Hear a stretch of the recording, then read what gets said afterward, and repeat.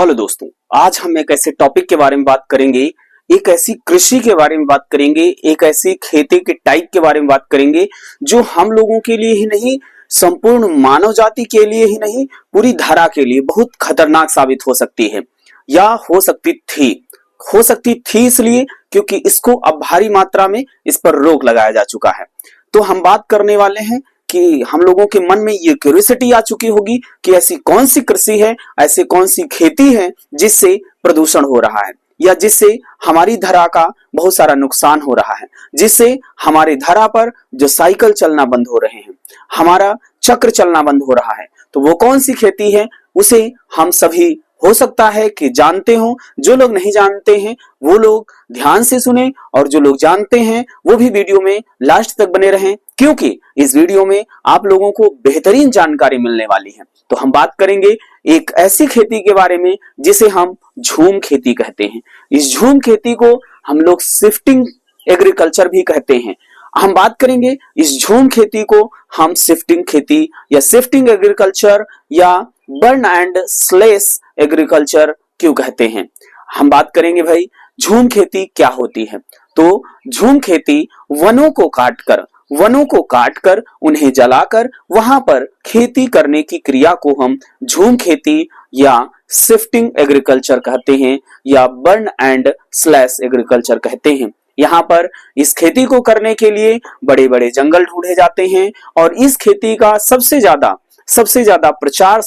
प्रसार उष्णकटिबंधीय क्षेत्रों में देखा गया है, जहां पर बड़े बड़े वनों का चुनाव किया जाता है, उन्हें काटा जाता है, उन्हें सुखाया जाता है और सूखने के बाद में उसे जला दिया जाता है। जलाने के बाद में उसके जो राख होती है उसमें बहुत सारे खनिज पोषक तत्व होते हैं जो कि वहां पर मिट्टी में मिल जाते हैं और मिट्टी में अब उसकी जुताई करने के बाद में बीजों को रोपित किया जाता है जिससे फसल उत्पन्न होती है।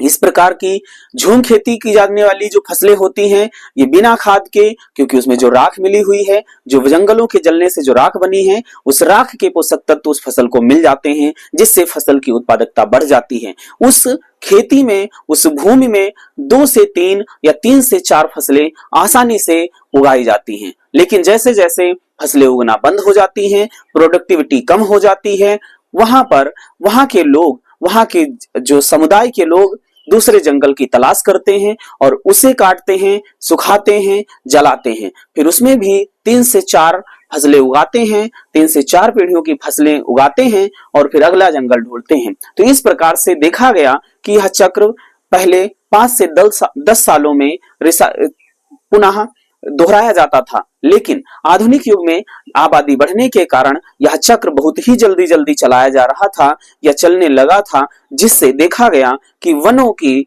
या वन्य जीवधारियों की संख्या घटने लगी, वन्य या जंगलों की संख्या घटने लगी, जिससे बहुत सारा पोल्यूशन, प्रदूषण और भी बहुत सारी समस्याएं आने लगी। एक प्रकार से वनों का नाश होने लगा और वनों के नाश होने के लिए लोगों को जागरूक किया गया कि आप काटो और जलाओ, खेती ना करें, झूम खेती ना करें। तो आई होप आप समझ चुके होंगे झूम खेती क्या होता है, यह कहां पर की जाती है, यह क्यों की जाती है और इसे अब पूरी तरह से बैन कर देना चाहिए। बैन क्यों करना चाहिए? अगर इस बात से सहमत हैं तो आप भी कमेंट में थम्स अप करें।